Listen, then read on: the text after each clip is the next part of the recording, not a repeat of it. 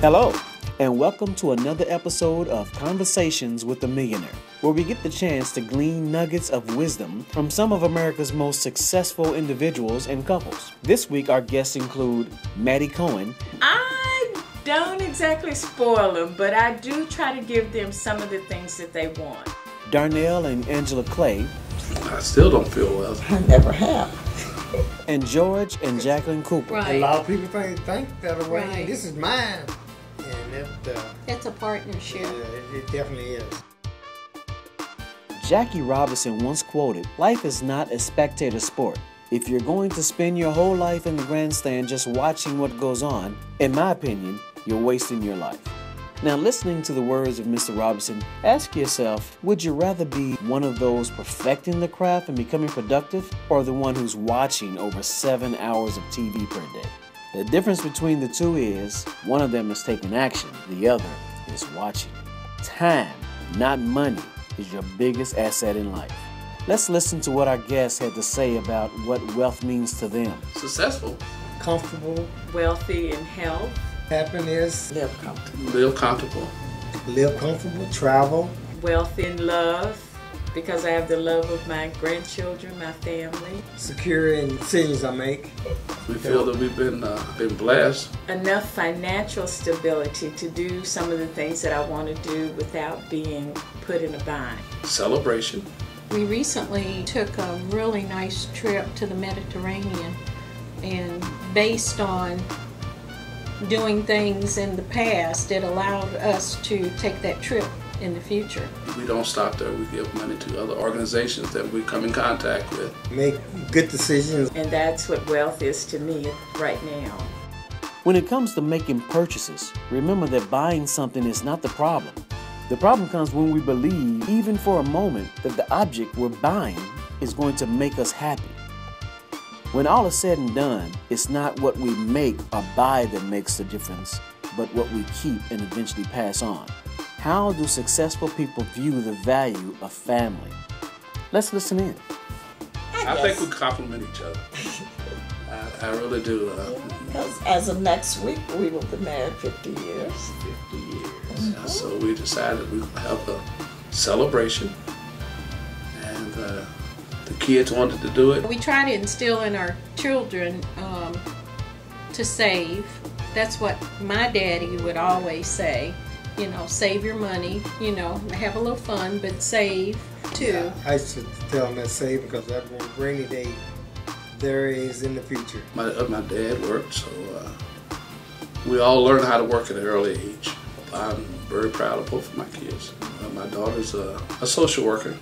She has a master's in social work, and she works for the state. And She has a double master's. So she has a double master's. And my son graduated from Clark, Atlanta. Now he has his own State Farm agency. Well, I only have the one daughter and I have 2 grandchildren. I don't exactly spoil them, but I do try to give them some of the things that they want. I'm able to expose them to different things and take them to a lot of places that might not have been possible, because I don't want them to be spoiled. I raised their mother the same way. I never gave her everything she wanted, even though she was an only child. We'll be right back after this short message.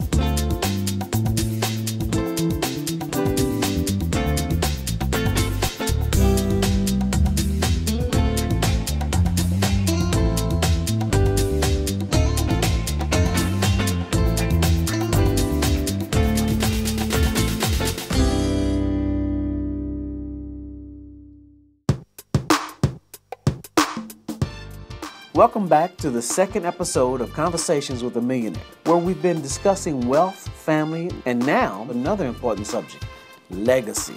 We are better off when we realize that our future is always more valuable than our today.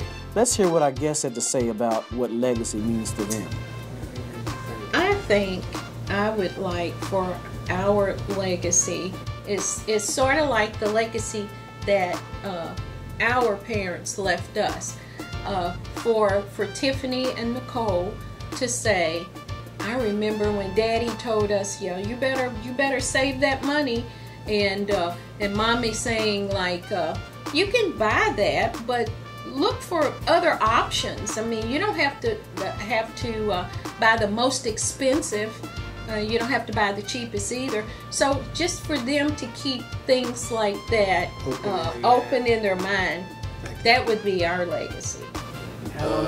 Spiritual legacy that you have to be spiritual, but you also have to understand that you have to work for what you give, and that it's always better to give than to receive. And in order to receive, you have to give. Angela? Well, everything's not totally about money, even though he thinks I'm all about money. So we talk to the children about how you carry yourself, because you are representing your family and all of that kind of thing, I guess you'd say. Yeah, we do believe in family. Yeah, we do strongly believe in our family. I would like to be known as that person that never took no for an answer, was there to help somebody that needed assistance. I always try to instill in people, especially my grandchildren, how to love themselves, because if you can't love yourself, first of all, there's no way you can love anybody else. To just try to live right, honor God, and do the best you can do in whatever you do. A good financial plan is a roadmap that shows us exactly how the choices we make today will affect our future. The financial stress and worry you want to eliminate from your life comes by taking tiny steps that put you on a path towards your goal. William Arthur Ward said, "The pessimist complains about the wind. The optimist expects it to change. The realist adjusts the sails." Thank you for joining us for this episode of Conversations with a Millionaire. And remember, learn from yesterday, live for today, and plan for tomorrow. We'll see you next time on our Conversations with a Millionaire.